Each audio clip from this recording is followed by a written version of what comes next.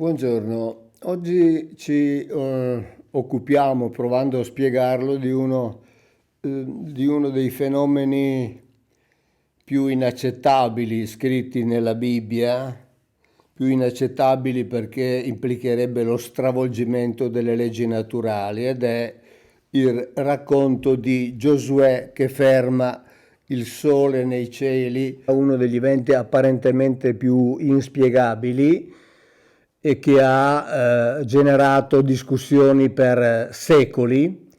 L'evento che vede Giosuè dare ordine al sole di fermarsi nel cielo in alto nelle ore del mezzogiorno, perché lui ha bisogno di un allungamento delle ore di luce per poter continuare a inseguire i suoi nemici e sbaragliare l'esercito. Sono stati tentati appunto nei secoli vari tentativi di interpretazione, ma la spiegazione c'è. La vedremo perché è legata sia al contesto sia al significato di singole parole che andremo a vedere nel particolare, come al solito, per prendere il significato delle radici che ci aiutano a capire che cosa è successo, e vedremo che è successo un fenomeno naturale, assolutamente naturale e non miracoloso. Per capire bene il tutto, come al solito, è necessario contestualizzare, cioè avere ben chiara l'idea di tutta la scena, di tutto lo scenario, e analizzare, come ho detto, singole parole. Quindi per prima cosa andiamo a leggere che cosa dice la Bibbia, per poi analizzare l'aspetto che ci interessa, perché se, come sempre si fa, viene decontestualizzato, il testo diventa incomprensibile, inspiegabile o addirittura risibile, ma noi faremo in modo che non lo sia. Allora cominciamo col leggere dal primo versetto del libro di Giosuè, capitolo 10. Quando Adonizedec, re di Gerusalemme, venne a sapere che Giosuè aveva preso Ai e l'aveva votata allo sterminio, e che, come aveva trattato Gerico e il suo re, così aveva trattato Ai e il suo re, e che gli abitanti di Gabaon avevano fatto pace con i figli di Israele e si trovavano in mezzo ad essi, ne fu terrorizzato, perché Gabaon era una città grande come una capitale ed era più grande di Ai, e i suoi uomini erano tutti valorosi. Allora cosa succede? Succede che Adonizedec riunisce altri re, forma una coalizione per poter combattere l'esercito di Israele. Questa coalizione si forma e che cosa succede? Andiamo avanti a leggere. Giosuè salì allora da Galgala, ricordiamoci il verbo salì. Lui insieme con tutti gli uomini abili alla guerra e con tutti i guerrieri valorosi. Il Signore disse a Giosuè: non aver paura di loro, perché io te li do nelle mani, nessuno di quelli potrà resisterti. Giosuè piombò loro addosso all'improvviso. Attenzione, questo è un fatto importante per contestualizzare, dopo aver marciato tutta la notte da Galgala. Il Signore mise lo scompiglio in mezzo a loro davanti a Israele, infliggendo loro una grave sconfitta presso Gabaon. Poi li inseguì verso la salita di Bet Oron.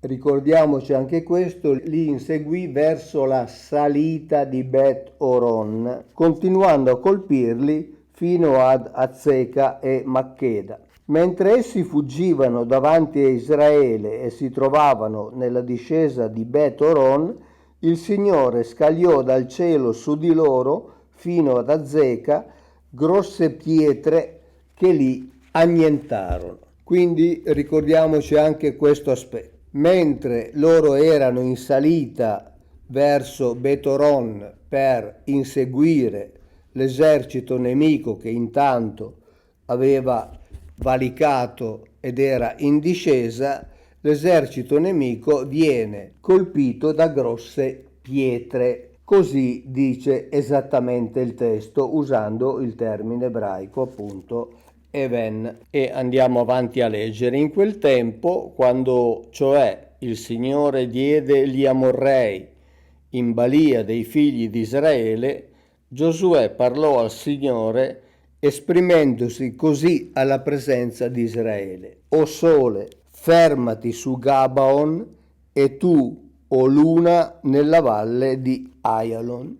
Ecco, quindi questa è la frase, l'evento da spiegare, l'evento assolutamente innaturale, il sole che si ferma nel cielo dietro ordine di Giosuè. Questo è stato ritenuto inspiegabile per moltissimo tempo ed ha costituito motivo di contrasto, perché da una parte c'erano i fideisti che dicevano ovviamente il Dio è onnipotente e quindi ha la possibilità di fare ciò che vuole, anche stravolgere le leggi di natura. C'erano quelli che invece deridevano la Bibbia e dicevano: ecco, questo è uno delle tante prove del fatto che la Bibbia racconta delle favole, perché il sole non si può fermare. E questo valeva soprattutto per tutti i secoli nei quali vigeva ancora il sistema tolemaico, cioè quando si pensava che la Terra fosse al centro dell'universo e il Sole girasse attorno alla Terra. E quindi la disputa stava tra miracolo sì, miracolo no. Poi a un certo punto interviene nel 1500 Copernico e poi Galileo e ci spiegano che le cose non stanno così, che è il Sole che sta al centro del nostro sistema solare e che è la Terra che gira attorno al Sole, e quindi questo richiede una ulteriore spiegazione. Dopo l'ordine di Giosuè, il Sole si fermò, ricordiamoci questo verbo, e la luna ristette, anche questo, finché il popolo si fu vendicato dei suoi nemici. Non sta forse scritto nel libro del giusto: il sole rimase fermo in mezzo al cielo e non si affrettò a tramontare quasi tutto un giorno? Queste sono le frasi che ovviamente richiedono una spiegazione, perché il sole si ferma in mezzo al cielo e la luna ristette, cioè stette ferma anch'essa, e questo ovviamente è l'evento assolutamente innaturale che ha scatenato le discussioni e le polemiche. Seguono poi le vicende del proseguimento dell'inseguimento, ovviamente, e della cattura dei re dei nemici che vengono uccisi, e ricordiamo che gran parte dell'esercito nemico, rileggo il versetto che ho già letto prima così ce lo ricordiamo: mentre essi fuggivano davanti a Israele e si trovavano nella discesa di Bet Oron, il Signore scagliò dal cielo su di loro fino ad Azzeca grosse pietre che li annientarono. Furono più coloro che morirono per quella grandinata di pietre che non quelli che uccisero di spada i figli di Israele. Quindi qui si parla di una grandinata di pietre. Quindi questo è l'evento che richiede una spiegazione, e adesso proviamo a vedere intanto una breve sintesi delle spiegazioni che sono state date nei secoli, per arrivare poi a capire che cosa è realmente successo, perché la Bibbia ce lo dice in modo chiaro. Basta leggerla attentamente e dare, come al solito, il giusto significato alle parole. Intanto ne approfitto ancora una volta per darvi un'idea di qual era l'atteggiamento dei seguaci di Yahweh, cioè del cosiddetto Dio di amore, quando si trovavano in guerra e dovevano conquistare la cosiddetta terra promessa. E a questo Dio di amore si rifanno anche, l'abbiamo visto molte volte nei video, nella attualità. e quindi si vede con che atteggiamento trattano i loro nemici. Siamo sempre in Giosuè 10 e si dice: quando Giosuè e i figli di Israele ebbero finito di massacrarli con una ferocissima strage, ci ricorda alcune cose, soltanto alcuni fuggiaschi che erano scampati avevano raggiunto le città fortificate, allora tutto il popolo tornò sano e salvo all'accampamento presso Giosuè in pace.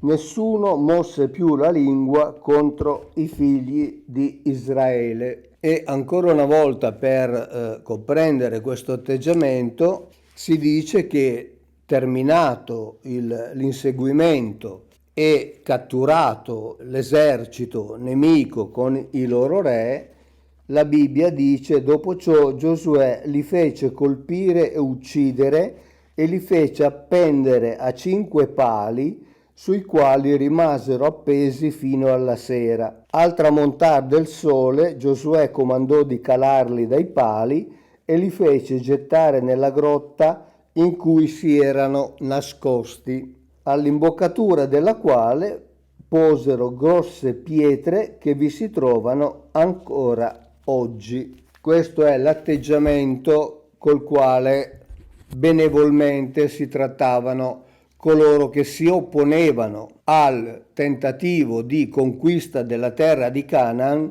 da parte degli israeliti, che quando volevano la terra se la prendevano, e se la prendevano con una ferocia assolutamente indiscutibile, perché è testimoniata dalla stessa Bibbia, che semmai dovrebbe attutire questo atteggiamento. Invece non si fa scrupolo assolutamente di dire ciò che effettivamente essi fecero.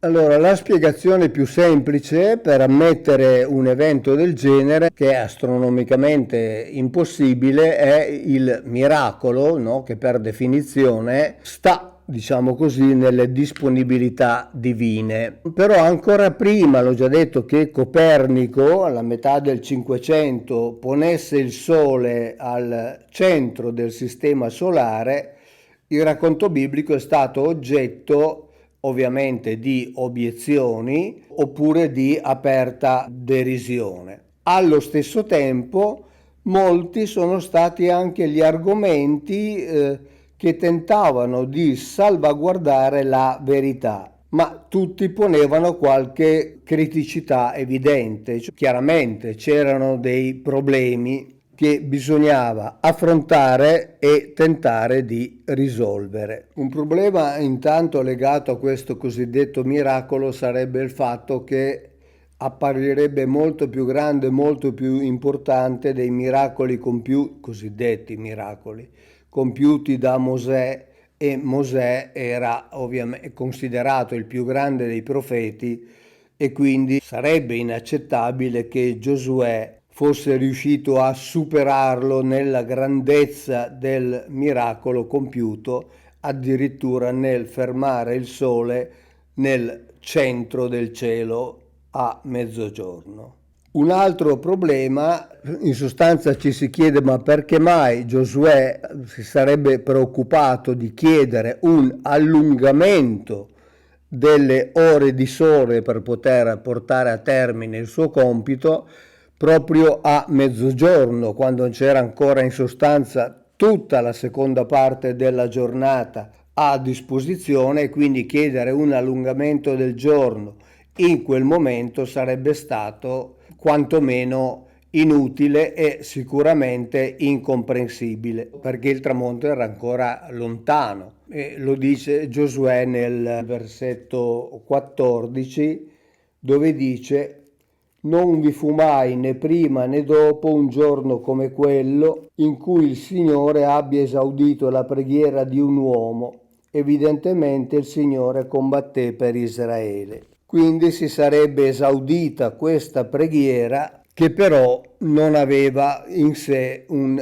reale significato detta in quel momento. Ma su questo aspetto torneremo ancora, perché è uno degli aspetti importanti per capire che cosa è realmente successo. Poi non sarebbe chiaro neanche il motivo perché Giosuè abbia avuto la necessità di chiamare in causa anche la luna, ma anche di questo parleremo. Per adesso stiamo mettendo in evidenza i problemi che comporta la lettura di questo brano e quindi i tentativi di spiegazione di questo evento, tentativi di spiegazione che sono stati dati nel corso dei secoli. Infatti già 300 anni prima del processo a Galileo, perché questo è stato uno degli elementi che hanno portato alla condanna di Galileo, il rabbino Yaakov Ben Asher aveva ipotizzato una spiegazione chiamando in causa una eclissi solare. Nel 1300 il rabbino Levi Ben Gershon, che era rabbino, filosofo, astronomo e teologo francese, disse una frase molto chiara in questo senso. Disse: il sole e la luna non si fermarono per niente, il miracolo consisté soltanto nella rapidità sconcertante a questo punto con la quale Giosuè ottenne la vittoria, e la velocità, la rapidità fu tale da dare a lui e agli israeliti l'impressione che il giorno fosse durato più a lungo. Quindi si tratterebbe di una spiegazione di ordine psicologico, ma che ovviamente non convince affatto e non è assolutamente sufficiente a spiegare ciò che abbiamo letto fino adesso, che è ben chiaro nella sua descrizione, come vedremo. Sempre in ambito psicologico c'è la spiegazione di altri che dicono, utilizzando ovviamente il metodo dell'iperbole poetica, il metodo della tipologia letteraria del testo, dicono che fermati o sole è stato una specie di urlo disperato di Giosuè lanciato contro questo sole che li stava colpendo nella metà del giorno mentre loro correvano sulla salita di Bet Oron dopo aver marciato tutta la notte. E anche qui siamo di fronte ad una spiegazione di ordine psicologico che però non soddisfa assolutamente la necessità di capire la concretezza e la realtà con la quale la Bibbia ci racconta questo fatto. C'è chi ha cercato prove fisiche di questo evento, un evento così catastrofico, ne hanno trovate però diciamo soltanto dalla metà più o meno del 1900. Hanno pensato di trovarle un egittologo francese, Fernand Crombet, e l'antropologo russo Velikovsky, che sono sicuro molti di voi conoscono per la sua teoria delle catastrofi. Il primo, cioè il francese, in antichi geroglifici ha scoperto cenni a uno scuotimento delle acque del Mediterraneo, che per noi insomma sarebbe una sorta di tsunami, avvenuto intorno al 1185, quindi siamo più o meno nel periodo che viene, un periodo molto ampio, che viene attribuito alla vicenda di Giosuè nella conquista di Canaan. Quindi questo starebbe a indicare che è successo qualcosa all'intero pianeta Terra per cui le acque del mare hanno subito uno spostamento molto potente, quindi quel che è successo deve essere stato veramente di grande importanza. E in questo interviene anche Velikovsky, che ha trovato tracce nei testi antichi di molti popoli. Secondo lui, questa alterazione del moto della Terra sarebbe attribuibile ad un incontro ravvicinato con Venere, che fuoriuscito, leggo attentamente quello che lui ha scritto, fuoriuscito da Giove un paio di millenni prima come cometa, ha vagato nello spazio sconvolgendo periodicamente i movimenti di Terra e Luna per poi diventare il pianeta che oggi ammiriamo. Quindi in entrambi i casi, sia dell'uno che dell'altro, ma che tra l'altro si completano, la Terra ha rallentato temporaneamente e in modo assolutamente naturale il suo moto rotatorio e pertanto Giosuè non è stata la causa di quello che è avvenuto, ma è stato semplicemente un osservatore. E poi successivamente il tutto è stato attribuito a Giosuè e alla potenza del cosiddetto Dio Yahweh. A questo punto c'è anche una curiosità che devo ricordare. Sempre nel 1600 lo storico spagnolo Montesinos, che si occupava degli Inca, ha trovato la annotazione che c'è stata più o meno in quel periodo una notte che è durata più a lungo del solito, quindi questo indicherebbe che mentre un emisfero della Terra ha visto un giorno più lungo del solito, l'altro emisfero naturalmente ha visto una notte più lunga del solito. E quindi questo è un altro tentativo di spiegazione, ma non siamo ancora alla spiegazione che veramente ci dà conto di tutte quelle frasi che abbiamo letto prima, perché qui, come vi sarete accorti, mancano molti degli elementi che abbiamo trovato nella Bibbia. È stato ipotizzato un altro fenomeno chiamato Fata Morgana, cioè una sorta di miraggio al contrario, in base al quale su delle superfici piane, tipo per esempio potrebbe essere ghiaccio o sabbia del deserto, e Gabaon si trovava in una piana, si verifica una inversione termica per cui l'aria calda sale molto in alto e un oggetto che è tramontato come il Sole e che quindi si trova sotto l'orizzonte manda i suoi riflessi contro questo strato di aria calda che li riflette sulla Terra e dà l'illusione che quell'oggetto sia ancora nel cielo. E quindi anche questo sarebbe, come nei primi esempi che abbiamo visto, un esempio o un tentativo di spiegazione che tiene conto della psicologia di Giosuè, che ancora una volta si sarebbe illuso anche perché magari stravolto dalla fatica di una notte passata marciando e di una corsa fatta in salita sotto il sole nell'inseguire i suoi nemici verso Bet Oron. Altri hanno pensato a delle eclissi di sole, sia ad un'eclissi totale sia ad un'eclissi cosiddetta anulare, e per la prima volta se ne è già parlato nel 300, poi l'ipotesi è stata ripresa nel 600 e quindi questo servirebbe a spiegare il fatto che ancora una volta Giosuè è rimasto illuso da un fenomeno astronomico naturale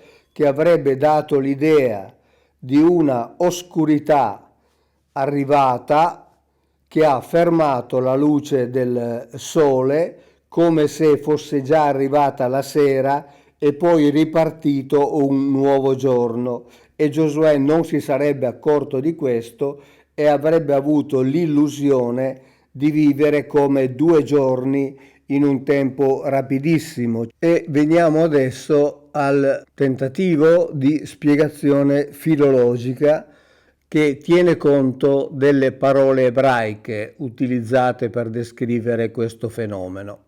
Nella Bibbia il verbo ebraico è damam, che viene usato nell'imperativo quando Giosuè dà l'ordine al sole di fermarsi.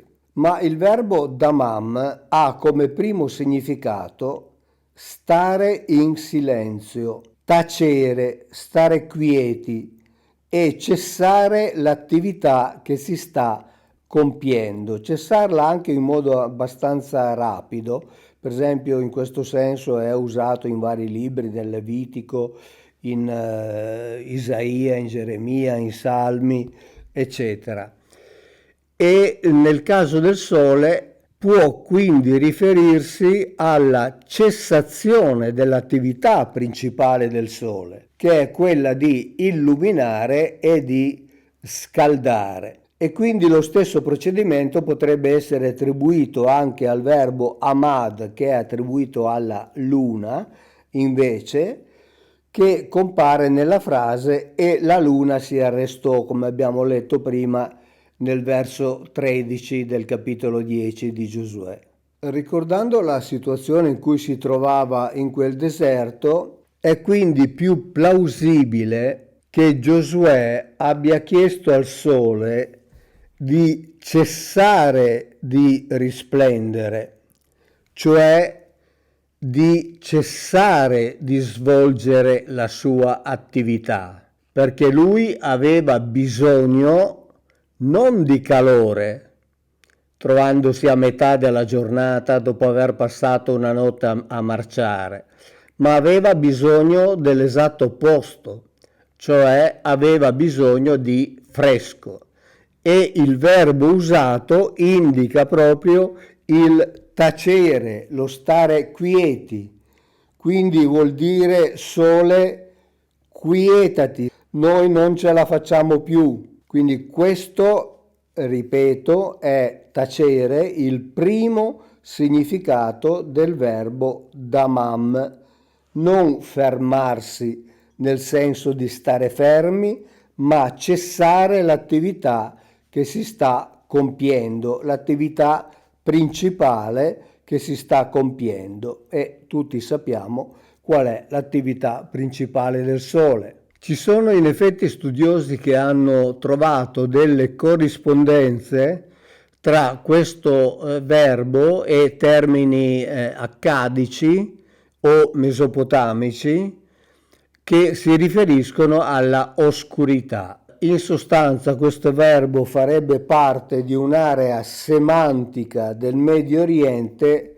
che richiama l'oscuramento, non il fermarsi, non lo stare fermo, ma l'oscurarsi, il cessare dell'attività del sole, che sarebbe la cosa ovviamente più ragionevole che Giosuè poteva chiedere in quel momento per sé e per il suo esercito. Perché quando Giosuè rivolge il suo comando al sole, il sole stava ancora su Gabaon e la luna su Ayalon. Sappiamo che molto spesso i due astri sono contemporaneamente visibili nel cielo, quindi anche questo è un fatto assolutamente naturale. Ora, siccome Gabaon si trova a oriente di Bet-Horon, su cui si trova quella salita lungo la quale i soldati di Giosuè dovevano correre per inseguire il nemico, dobbiamo considerare che, stando a quanto dice letteralmente la Bibbia, era mezzogiorno, per cui in quel momento il sole colpiva proprio col suo massimo calore le truppe in corsa, e queste truppe risentivano quindi la fatica nella salita che stavano percorrendo, ricordo, avendo già dovuto camminare tutta la notte, come abbiamo chiaramente letto prima. Quindi truppe stanche che si trovano sotto il sole, e che cosa possono chiedere se non la cessazione, almeno momentanea, dell'attività del sole? Non che il sole si fermi e continui a scaldarli, lo ripeto, ma che il sole cessi di scaldarli, cioè che il sole taccia, primo significato del verbo daman usato nel capitolo che abbiamo letto. Quindi Giosuè in realtà non avrebbe detto fermati, o sole, sulle alture di Gabaon. Il testo ebraico, ve lo leggo direttamente, è Shemesh Begivon Dom, e Dom è l'imperativo del verbo damam. Quindi questa spiegazione è molto più efficace, molto più concreta, molto più coerente con il contesto di quella delle eclissi che abbiamo visto prima, anche se due importanti studiosi hanno pubblicato nel 2017 un articolo sul periodico Scientific Astronomy and Geophysics un articolo relativo alla eclissi che si sarebbe verificata nel 1207 a.C., quindi siamo esattamente nel lasso, nel range di tempo nel quale si collocano le vicende di Giosuè, e questa eclissi viene utilizzata dagli egittologi anche per datare le vicende, soprattutto del faraone Ramses II.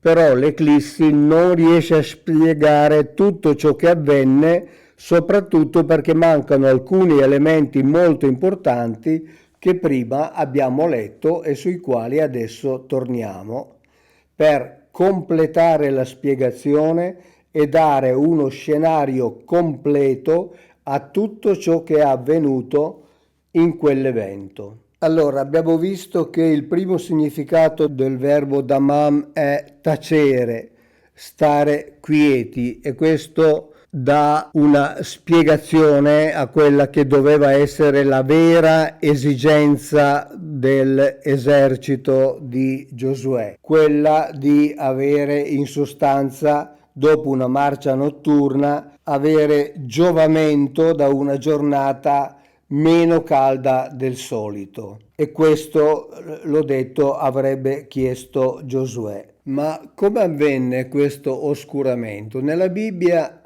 in un altro libro della Bibbia, abbiamo un indizio o forse una prova di ciò che può essere accaduto quel giorno, ed è fornito dal profeta Abacuc, che, descrivendo alcuni cataclismi scagliati da Dio, ovviamente tutto veniva attribuito a Dio, sulle nazioni malvagie, il testo usa un linguaggio che ricorda esattamente il cosiddetto miracolo del tempo di Giosuè.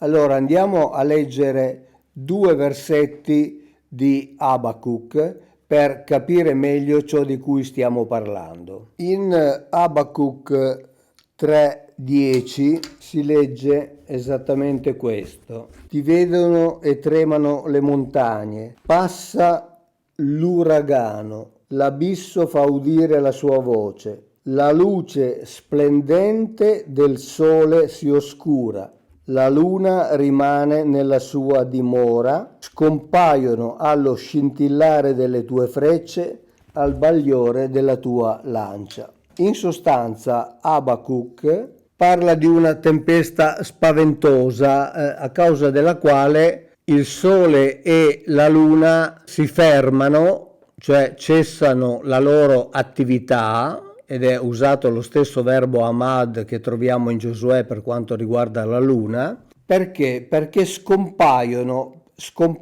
perché nascosti dalle nubi. C'è una grande tempesta che oscura il sole.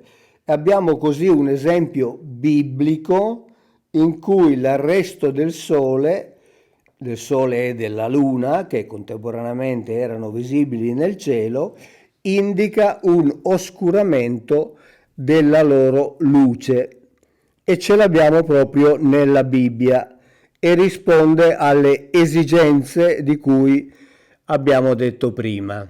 E poi l'idea che Giosuè abbia invocato l'oscuramento e non l'arresto del sole è coerente con un altro dei versetti che abbiamo letto prima, con la grandinata, perché in effetti l'idea che Giosuè abbia invocato in sostanza le tenebre, l'oscuramento del sole sul campo di battaglia e non la luce, è assolutamente coerente con l'elemento della grandine che si abbatte sugli Amorrei, e prende forma così l'immagine di una tempesta che spaventa e sbaraglia l'esercito nemico con chicchi di grandine grossi come pietre. E al verso 13, in effetti, il fermarsi del sole significa che non diede più luce, quindi nascosto dalle nubi. Il verso 14 ha: non vi fu mai né prima né dopo un giorno simile a quello. C'è soltanto la Vulgata, cioè la traduzione latina, che aggiunge un aggettivo che in realtà nella Bibbia non c'è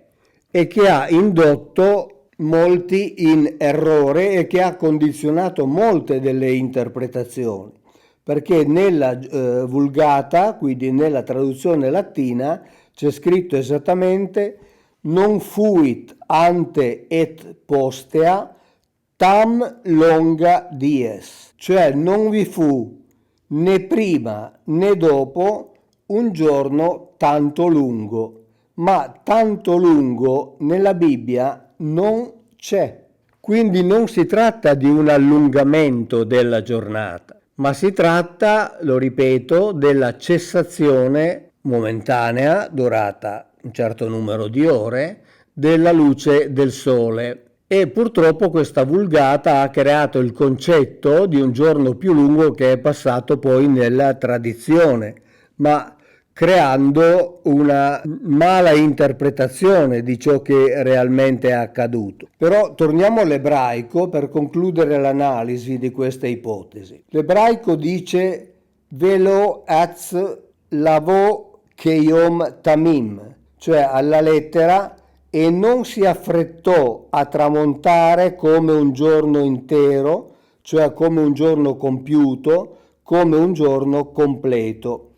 Significherebbe che il sole non dovette affrettarsi a tramontare dopo essere giunto alla fine del suo corso, come avviene in un giorno intero, cioè in un giorno ordinario, ma smise di splendere molto prima, quando era ancora in mezzo al cielo. Quindi, seguendo questa lettura, che è assolutamente coerente con tutto ciò che abbiamo letto relativamente al contesto della vicenda, quindi non riferendosi soltanto ai 2 versetti in cui Giosuè ordina al sole di fermarsi, riusciamo a dare risposta a tutte le problematiche che l'evento teoricamente comporterebbe se fosse visto da un punto di vista fideistico o teologico. Cioè non si è trattato di un miracolo, perché far oscurare il cielo